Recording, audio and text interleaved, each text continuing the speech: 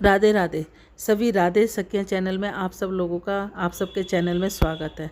भगवान से प्रार्थना करते हैं कि ये आप सब लोग अपने घर में सुरक्षित हों, सुखी हों और अच्छी तरह से हों।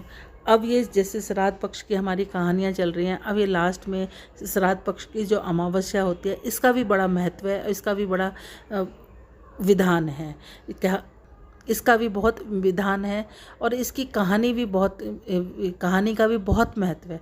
कहते हैं कि हम जैसे कहा जाता है कि हमारे को तिथि नहीं पता, वार नहीं पता, या हम किसी कारणवश से हम लोग ये नहीं कर पाते श्राद्ध पक्ष, तो हमें अमावस्या जो 6 तारीख को 6 अक्टूबर को जो अमावस्या आ रही है, ये बहुत बड़ी अमावस्या, पितृ अमावस्या मानी जाती है। इसमें बहुत सारे लोग तर्पण करते हैं, कोई हरिद्वार जाता है, कोई गढ़गंगा जाता है, कोई ऋषिकेश जाता है, कोई इलाहाबाद जाता है। जिसकी जैसी श्रद्धा होती है वैसे इसका तर्पण किया जाता है। गया जी भी बहुत सारे लोग जाते हैं। इसकी कहानी का भी बहुत महत्व है और इसको क्यों मनाया जाता है इसका भी महत्व है। जो थोड़ा सा मुझे ज्ञान है मैं उसके बारे में आपको बताना जरूर चाहूँगी। राधे राधे। श्राद्ध पक्ष में जो सर्व पितृ अमावस्या का बहुत ही महत्व है। यह पितरों को विदा करने की अंतिम तिथि होती है। अगर कोई श्राद्ध तिथि में किसी कारण से श्राद्ध न कर पाया या फिर श्राद्ध की तिथि मालूम न हो तो सर्व पितृ श्राद्ध अमावस्या का श्राद्ध किया जाता है। आओ इस तिथि के महत्व की पौराणिक कथा क्या है यह जानने की कोशिश करते हैं। देवताओं के पितृगण अग्निवात जो सोमपत लोक में निवास करते हैं, उनकी मानसी कन्या अछोता नाम की एक नदी के रूप में अवतरित थी। मत्स्य पुराण में अछोता सरोवर अछोता नदी का जिक्र मिलता है जो कश्मीर में स्थित है। एक बार अछोता ने 1000 वर्ष तक तपस्या की, जिससे प्रसन्न होकर देवताओं ने पितृगण अग्निवात और वहिष्पत अन्य पितृगण अमावस्या के साथ अछोता को वरदान देने के लिए अश्वनी अमावस्या के दिन उपस्थित हुए। उन्होंने अछोता से कहा कि हे पुत्री, हम सभी तुम्हारी तपस्या से अति प्रसन्न हैं, इसलिए जो चाहो वर मांग लो। लेकिन अछोता ने अपने पितरों की तरफ ध्यान ही नहीं दिया। वह अति तेजस्वी पितृ अमावस्या को अपलक निहारती रही। पितरों के बार बार कहने पर उसने कहा, हे भगवान, क्या आप मुझे सचमुच वरदान देना चाहते हैं?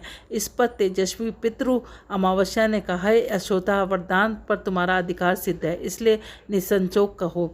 अछोता ने कहा, भगवान, यदि आप मुझे वरदान देना चाहते हैं तो मैं तथाक्ष आपके साथ रमण का आनंद लेना चाहती हूँ। अछोता के इस प्रकार कहे जाने पर सभी पितृ क्रोधित हो गए। उन्होंने अछोता को श्राप दिया कि पितृलोक में पतित होकर पृथ्वी लोक पर जाओगी। पितरों के इस प्रकार श्राप दिए जाने पर अछोता पितरों के पैरों में गिरकर रोने लगी। इस पर पितरों को दया आ गई। उन्होंने कहा, अछोता, तुम पतित योनि में श्राप मिलने के कारण मत्स्य कन्या के रूप में जन्म लोगी। पितरों ने आगे कहा, भगवान ब्रह्मा के वंशज महर्षि पराशर तुम्हारे पति के रूप में प्राप्त होंगे। तुम्हारे गर्भ से भगवान व्यास जन्म लेंगे। उसके उपरांत भी अन्य दिव्य वंशों के जन्म लेते हुए तुम श्राप मुक्त होकर पुण्य पितृलोक में वापस आ जाओगी। पितरों के इस तरह कहे जाने पर अछोता शांत हो गई।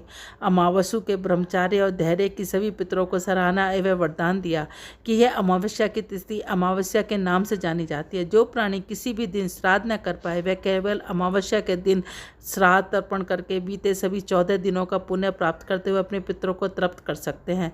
तभी से प्रत्येक माह की अमावस्या तिथि को सर्वाधिक महत्व दिया जाता है। यह तिथि सर्वपितृ श्राद्ध के रूप में भी मनाई जाती है। उसी पाप के प्रायश्चित हेतु कालांतर में यही अछोता महर्षि पराशर की पत्नी एवं वेद व्यास की माता सत्यवती बनी थी। तत्पश्चात समुद्र के अंशभू शांतनु की पत्नी हुई और 2 पुत्र चित्रगदा और विचित्र वीर्य की जन्म दिया। इन्हीं के नाम से कलयुग में अष्टका श्राद्ध मनाया जाता है। ये तो इसकी कहानी थी। अब इसका सर्वपितृ श्राद्ध अमावस्या का महत्व भी हम जानने की कोशिश करते हैं। सनातन धर्म में श्राद्ध का विशेष महत्व है, लेकिन अगर किसी को अपने पितरों की पुण्यतिथि याद न हो तो इस स्थिति में सर्वपितृ श्राद्ध अमावस्या के दिन उन पितरों का श्राद्ध किया जाता है। मान्यता है कि इस दिन श्राद्ध किए जाने से पितरों की आत्मा को शांति मिलती है। तो आइए जानते कि क्या है सर्वपितृ श्राद्ध अमावस्या का महत्व और कौन यह तिथि इतनी खास है।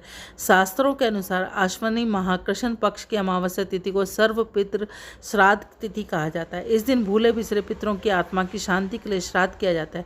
कहते हैं एक दिन अगर पूरे मन और विधि विधान से पितरों की आत्मा की शांति श्राद्ध किया जाए तो न तो केवल पितर शांत ही होते हैं, बल्कि उनके आशीर्वाद से घर परिवार में सुख शांति बनी रहती है, परिवार के सदस्यों की सेहत अच्छी रहती है और जीवन में चल रही परेशानियों से भी राहत मिलती है।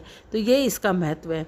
अब आपको हम बताते हैं कि सर्वपितृ श्राद्ध के दिन आपको ज़रूर जितना आपसे हो सके तर्पण विधि विधान से जितना आपको पता है उस दिन अपने पितरों के से आशीर्वाद जरूर प्राप्त करना चाहिए।